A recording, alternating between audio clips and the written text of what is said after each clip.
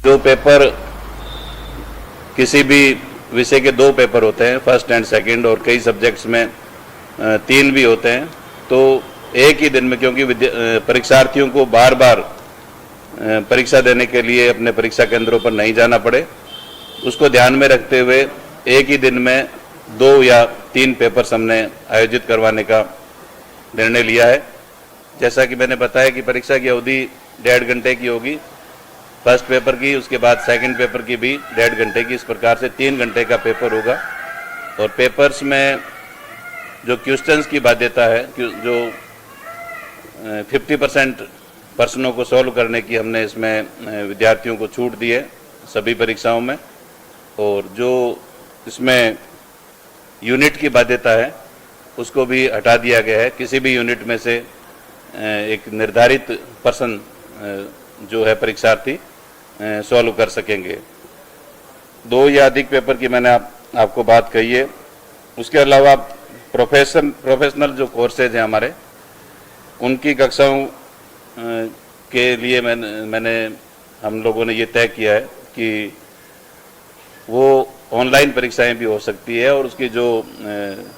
Regulatory bodies है, regulatory bodies का जो कार्यक्रम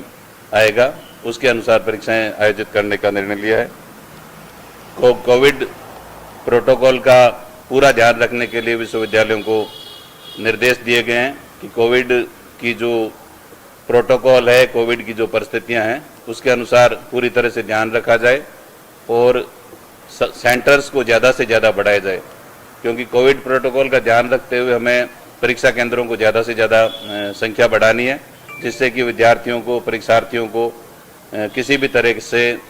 कोविड की परिस्थितियों के अनुसार किसी प्रकार की दिक्कत नहीं हो। वैक्सीनेशन के लिए भी हमारे तमाम परीक्षार्थी, हमारे शिक्षक, सभी लोगों को, सभी परीक्षार्थियों को और हमारे शिक्षकों को वैक्सीनेशन में विशेष प्राथमिकता दी जाएगी, इस संबंध में भी निर्णय हुआ है। तो इस प्रकार से कोरोना की इन परिस्थितियों में चूंकि हमें विद्यार्थियों का एकेडमिक जो फ्यूचर है उसका भी ध्यान रखना है, और विद्यार्थियों का स्वास्थ्य हमारे लिए सर्वोपरि है। राजस्थान के मुख्यमंत्री अशोक गहलोत जी के नेतृत्व में जिस प्रकार से हमारा प्रदेश पिछले, चाहे फर्स्ट वेव की बात करें चाहे सेकेंड वेव की बात करें, राजस्थान की सरकार ने माननीय मुख्यमंत्री अशोक गहलोत जी के नेतृत्व में आप सबके सहयोग से कोविड के दोनों समय में बहुत अच्छा काम करने का प्रयास किया है। और इस समय भी माननीय मुख्यमंत्री महोदय के स्पष्ट निर्देश है कि सुप्रीम कोर्ट के आदेशों की पालना की जाए, यूजीसी गाइडलाइन का भी ध्यान रखा जाए, और विद्यार्थियों का जो एकेडमिक भविष्य है उसको भी ध्यान में रखते हुए सभी निर्णय लिए जाए। तो हमने पूरा प्रयास किया है, शिक्षाविदों की हमने राय ली है, और विद्यार्थियों के हित में, चाहे यूजी का स्टूडेंट्स है चाहे पीजी का स्टूडेंट्स है, सभी विद्यार्थियों को ईजीएस्ट प्रोसेस के माध्यम से उनको परीक्षा का हम आयोजन कर रहे हैं, और हमारा पूरा प्रयास रहेगा कि कोविड प्रोटोकॉल का पूरा ध्यान रखें, विद्यार्थियों के स्वास्थ्य का पूरा ध्यान रखा जाए। पहला ही सवाल ये है कि परीक्षा के दौरान यदि कोई स्टूडेंट पॉजिटिव है तो ऐसी स्थिति में क्या फैसला लिया गया? देखिए, ये पिछली बार भी मैं आपको बताना चाहूँगा, सभी प्रदेश के हमारे स्टूडेंट्स को भी बताना चाहूँगा कि कोविड पॉजिटिव या कोविड से संक्रमित होने की वजह से कोई परीक्षार्थी परीक्षा नहीं देना चाहे तो उसको एक अलग से अवसर दिया जाएगा, और आगे दोबारा एक एग्ज़ाम करवा करके उन विद्यार्थियों को